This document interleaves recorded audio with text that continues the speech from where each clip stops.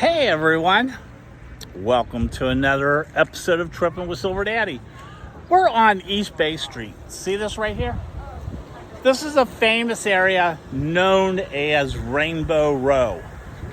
So before we get to why it got its name, this area, these Georgian style architectural homes behind me down this whole block, well, they were all built right after the Revolutionary War and right around the time when we were declaring our independence.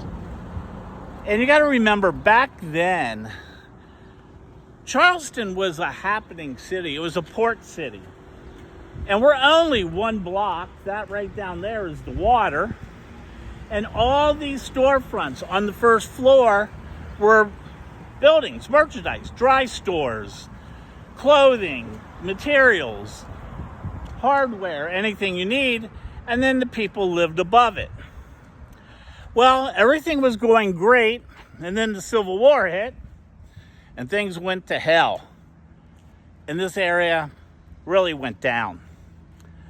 Then back in the late 1800s, a lady named Susan Pringle Frost, she started this preservation, and she bought several of the buildings, and she wanted to redo them. However, financially, she couldn't do it. But then Dorothy Legg, she bought like 9 of these buildings back in 1921, I believe was the year. And she wanted to restore it.